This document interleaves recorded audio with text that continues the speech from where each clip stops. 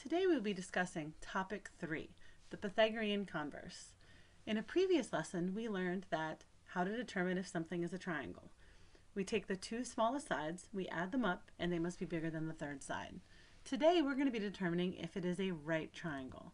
And in order to determine if it's a right triangle, we have to look to see if c squared equals a squared plus b squared holds true. So in this case, we have three sides of a triangle, 12, 16, and 20. 20 is the largest number there, so it would have to be the hypotenuse. So I'm going to plug it into the formula, and 20 squared equals 12 squared plus 16 squared. I don't know that, so that's a question. I'm checking it. So I plug it in, and I'm asking myself, is 400 the same as 144 plus 256? 400 equals 400, so this is a right triangle.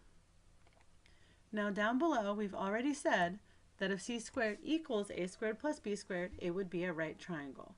We also have acute and obtuse triangles.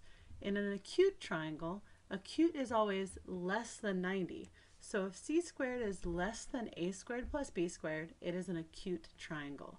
If c squared is greater than a squared plus b squared, then it is an obtuse triangle. Let's look at a couple of examples. In the first example, we see that we have 5 square root of 56 and 9. In order to understand which one would be the largest side, we have to know that the square root of 56 is approximately 7.48, making 9 my largest side. So if I look, I'm going to plug it in to c squared, a squared plus b squared. I'm still trying to figure out which side is bigger, so I just put a question mark there. 9 squared, is that equal, bigger, or less than square root of 56 squared plus 5 squared? Now when I square root of 56, I just get 56. And I can do that in my calculator. And when I add 56 and 25 together, I get 81. Since 81 is equal to 81, this is a right triangle. Looking at the second example, since all of these are under the square root, I can look and say, well, what's the biggest number under the square root? In this case, it's the square root of 6, because 6 is the largest number. So that would have to be my hypotenuse. I'm going to ask myself, which one is bigger, the left side or the right side? So I'm going to plug it in. When I square square roots, they are inverse operations and they cancel each other out. So I just get 6, 4 plus 5. I have to figure out if it's equal, less than, or greater than. 4 plus 5 is 9, and 6 is less than 9, which makes this an acute triangle.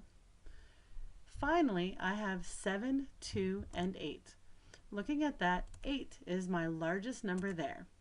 So I'm going to ask myself the same question.